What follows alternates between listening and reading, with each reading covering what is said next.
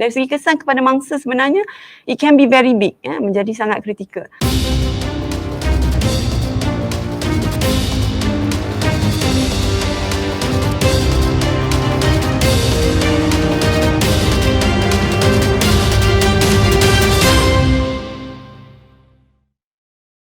Jadi antara kesan yang boleh dihadapi oleh mangsa adalah ketidakstabilan emosi, ya. Sekejap takut, sekejap sedih, bercampur baur perasaannya. Kemudian rasa rendah diri, tak berharga, kenapa berlaku kepada dia, apa salah dia. Apatah lagi jika ada yang menyalahkan, contohnya cara pakaian lah, bentuk badan, semua akan memberi kesan kepada esteem kendiri mereka. So bayangkan kalau kena pada orang dewasa pun boleh impact dia macam tu, apatah lagi kepada kanak-kanak remaja yang berada pada fasa yang mana mereka sedang membina identiti diri, ya. Dia memberikan satu impact atau input yang boleh merosakkan perkembangan mereka.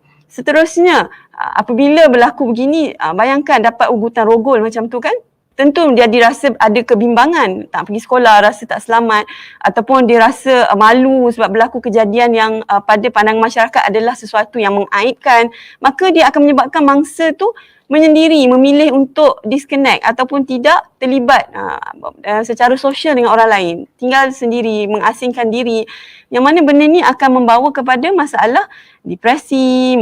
Seterusnya, apabila berterusan, keadaan ini boleh mengakibatkan masalah-masalah kesihatan mental seperti depression, kemurungan, keresahan, yang mana kita tahu orang yang pernah melalui, berdasarkan kajian, orang yang pernah melalui gangguan seksual ataupun serangan seksual ini mempunyai 3 kali lebih tinggi risiko untuk menghadapi kemurungan.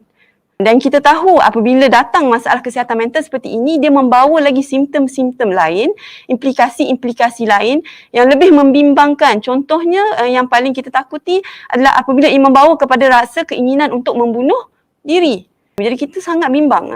Dari segi kesan kepada mangsa sebenarnya, it can be very big, menjadi sangat kritikal. Dan seterusnya kita lihat jugalah antara simptom-simptom lagi yang kita boleh lihat, mereka akan mengalami gangguan tidur, gangguan makan, dan mungkin mendapat imej badan yang negatif. Sebab apabila dapat komen, jika individu tu penerimaannya dia rasa berat, dia akan rasa macam, dia akan bencilah bentuk badan dia akan rasa tidak yakin dengan diri. Dia membawa pula masalah lain seperti eating disorder, masalah pemakanan. Bila ada gangguan makan, lama-lama ada masalah pemakanan. Dia kurang selera makan kerana tertekan. So semua ni memberi implikasi yang besar kepada kesihatan mental. Selain daripada itu, kita boleh lihatlah kesihatan dia akan affect lah apabila tak lalu makan, akan membawa kepada kesihatan fisiologi pula, fizikal. Datanglah masalah sakit darah tinggi. Kalau orang dewasa kan too much pressure kan, tertekan sangat jadi darah tinggi. Banyak lagi masalah-masalah kesihatan yang lain boleh timbul. Selain itu kita lihat apa yang penting bila kita bercakap tentang anak-anak sekolah, tentang orang yang berkerjaya contohnya apabila melalui gangguan seksual, ia akan memberi impak kepada pencapaian. Seperti kita lihat dalam laporan berita, Ain sudah mula untuk mengambil ataupun menimbangkan untuk bertukar sekolah. Ini mengganggu proses pembelajaran dia. Kan? Sekarang dia dah rasa tempat yang sekolah ataupun tempat yang selalu dia pergi setiap hari. Bayangkan pergi sekolah, pergi kerja ni, kalau kena gangguan seksual, you go to that place, pergi ke tempat itu setiap hari. So, sekarang dia rasa tak selamat. Setiap hari nak pergi rasa tak selamat. Bayangkan tekanan yang dilalui emosinya, pencapaian dan produktiviti pasti akan terganggu. Kita akan dapati absenteeism ataupun ketidakhadiran akan tinggi. Mula tak pergi sekolah. Ain sejak kes ini dilaporkan kepada pihak polis dan ancaman diterima, dia tak pergi sekolah dah kerana merasakan keadaan tidak sesuai. Dan dah mula memikirkan untuk bertukar sekolah. So this disrupt the learning process, proses pembelajaran kanak-kanak ini. Kalau di tempat kerja, mengganggulah impak kerjaya dia, promosi kerja, perkembangan diri dia. So bukanlah hanya kesihatan mental tetapi survival dia sebagai seorang manusia untuk hidup lebih lanjut, untuk bekerja, hak dia kepada pendidikan, kepada hidup yang sejahtera itu boleh tergugat, terganggu. Ini adalah sesuatu yang against hak manusia itu sendiri.